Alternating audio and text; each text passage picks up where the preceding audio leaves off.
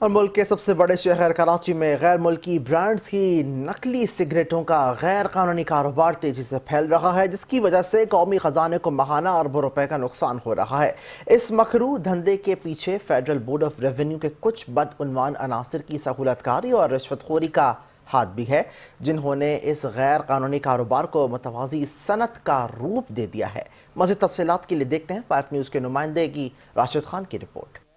کراچی میں نقلی سگریٹوں کا غیر قانونی دھندا عروج پر پہنچ گیا۔ ایف بی آر کے بدعنوان افسران کی سہولت کاری کی وجہ سے قومی خزانے کو ماہانہ اربوں روپے کا نقصان پہنچ رہا ہے۔ باوثوق ذرائع کے مطابق بلوچستان اور خیبر پختونخوا کے مختلف شہروں میں درجنوں غیر قانونی فیکٹریاں نقلی سگریٹس تیار کر رہی ہیں۔ ان سگریٹوں کی سب سے بڑی منڈی کراچی ہے، جہاں انہیں مختلف راستوں کے ذریعے اسمگل کیا جاتا ہے۔ کراچی کے مختلف علاقوں میں موجود خفیہ گوداموں میں ان سگریٹوں کو اسٹور کیا جاتا ہے، جہاں سے سیلزمین دکانداروں سے آرڈر لے کر اگلے روز ترسیل کرتے ہیں۔ اس وقت شہر میں فروخت ہونے والی سگریٹوں میں سے 60% غیر قانونی ہے، جو اس دھندے کے بڑھتے ہوئے حجم کی نشاندہی کرتا ہے۔ انتہائی معتبر ذرائع نے انکشاف کیا ہے کہ ایف بی آر کے شعبہ کسٹمز انفورسمنٹ اور ان لینڈ ریونیو کے انٹیلیجنس اینڈ انویسٹیگیشن کے متعلقہ افسران و اہلکار ماہانہ کروڑوں روپے رشوت وصول کر رہے ہیں۔ ان بدعنوان افسران کی سہولت کاری کی وجہ سے یہ غیر قانونی کاروبار ایک متوازی صنعت کا روپ دھار چکا ہے۔ ایف بی آر میں موجود ایک طاقتور اور کرپٹ سسٹم ان افسران کی پشت پناہی کر رہا ہے، جس سے یہ دھندا دن دگنی رات چگنی ترقی کر رہا ہے۔ نقلی سگریٹوں کی فروخت سے قومی خزانے کو بھاری نقصان پہنچ رہا ہے۔ قانونی سگریٹ بنانے والی کمپنیاں جنرل سیلز ٹیکس اور انکم ٹیکس ادا کرتی ہیں، جبکہ غیر قانونی کاروبار کرنے والے اس ذمہ داری سے مکمل طور پر بچ جاتے ہیں۔ نتیجتاً ہر ماہ اربوں روپے کا ٹیکس قومی خزانے میں جمع نہیں ہو پاتا، جس سے ملکی معیشت کو شدید دھچکا لگ رہا ہے۔ اس غیر قانونی دھندے کے ذمہ دار ایف بی آر کے چند متعلقہ افسران و اہلکار ہیں، جن کے خلاف فوری اور سخت کارروائی ناگزیر ہو چکی ہے، تاکہ قومی خزانے کو مزید نقصان سے بچایا جا سکے۔